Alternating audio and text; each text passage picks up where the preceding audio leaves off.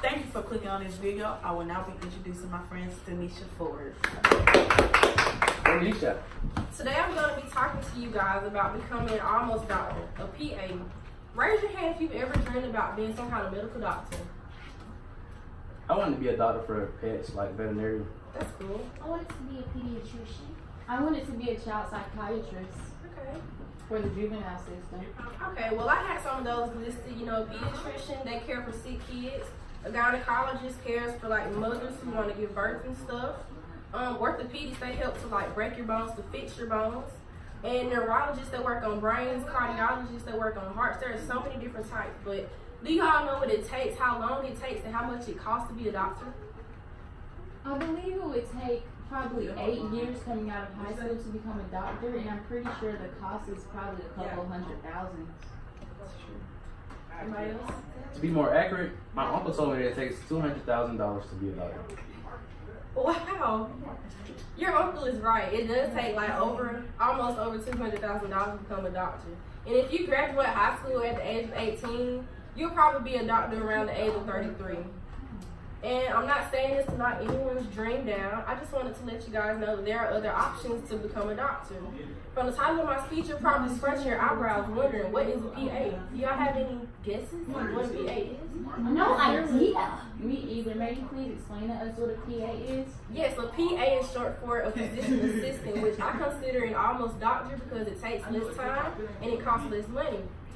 The reason I'm talking about this is because when I was younger, I wanted to work as RN, just like my grandmother who worked at Putnam General Hospital.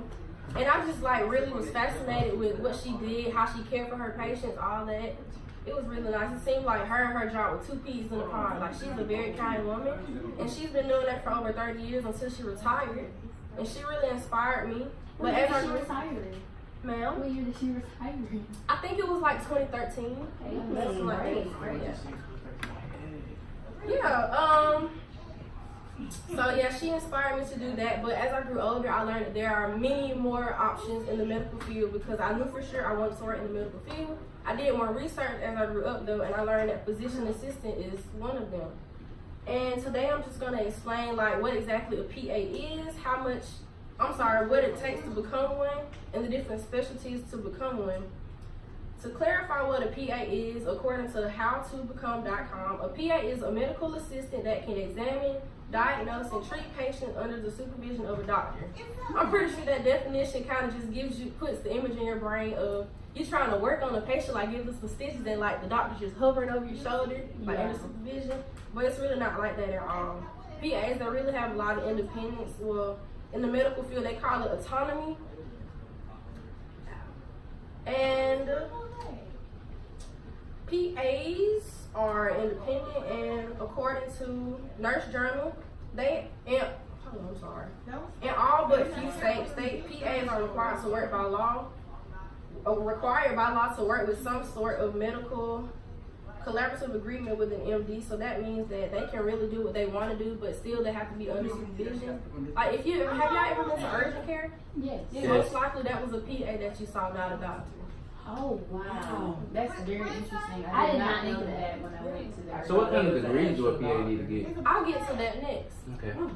Well, and I actually just want to throw out that PAs, they're also allowed to work on surgeries. They can write prescriptions. They can do procedures. They can do so much more. They can do a lot, y'all. That's interesting. Now that I've explained that, I just want to talk about what a PA can do and what it takes to earn that position. So to acquire this wonderful job, you must complete 6 years of school. And then you also have to get a certain amount of experience working or volunteering in a health setting. And then you have to take a certain test to get your legal certification for the job. The first milestone that you must complete is graduating from any university that you would like to. What college would you guys like to I want to go go to Georgia State. I want to go to Georgia State University as well as my peer. Okay, Tuskegee University for me. that's nice. Well, you can go to any college, and then to become a PA, I would suggest doing any kind of health field or scientific field. For myself, I chose West Georgia because they have a nice pre-professional biology program. So I think that would help me very well to get to where I want to go. And other options that you can take are biology, chemistry, psychology, anatomy, nursing, nutrition, and there are so many more options.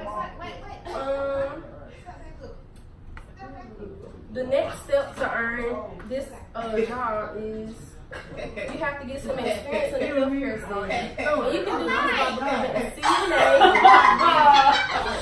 You can do this by becoming a CNA, and that takes about 12 weeks to do so. And then you can also be an EMT, a Peace Corps volunteer, a lab assistant, or a phlebotomist, which just draws blood. But that's just any kind of way to get some experience. The list goes on and on. You have to do that before applying to PA school, though. And you also have to have a certain GPA to get into PA school. And when you get to PA school, you'll do about 2,000 hours doing clinical routines. So you'll learn about the different specialty areas varying from cardiology, trauma, oncology, gynecology, family medicine, and the list goes on and on. And although these rotations may seem like a lot, because you have to go through like almost all of them to get like the knowledge of like how they all work. You'll learn a lot. And after going through about 12 weeks of these rotations, you'll probably find like which job you'll really love to be with. For example, after doing like 100 hours of working with pediatricians, you'll probably realize that you love working with kids and and you probably don't want to work in cardiology because like maybe the heart just isn't interesting to you. Upon completing PA school, you'll earn a graduate degree. You'll earn a graduate degree to get a master's degree. So you'll be considered like PA and so like whatever your name, like what's your name? Caleb. So you'll be PA Caleb. That's how they work. But you know, doctor, they go by doctor. Yeah. Oh, that's still good. That's something I did not know. Yes. Sounds kind So of weird though. PA. Cable. So now that we understand how to become and like what a PA is, I want to talk to you about the money because I'm pretty sure you all know that doctors, they make a lot of money. And Like our principal, Dr. Salat. yes, she makes a lot of money. According to the Bureau of Labor Statistics, the average salary of a PA in the U.S. is, guess how much? How much? $20,000. $104,000 and $860. Oh, way off. So if you get paid every 2 weeks, you'll probably make about $4,369. Wow. That's a lot of money. It is. For a PA? Yes. That's crazy.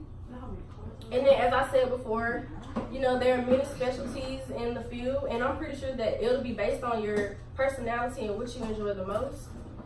And in conclusion, to become a PA, it will take a bit of time, but it will really be worth it. So, also being that close to a doctor, I believe that this career choice for me and probably many of you now would be like a very good choice, and you'll probably all enjoy it.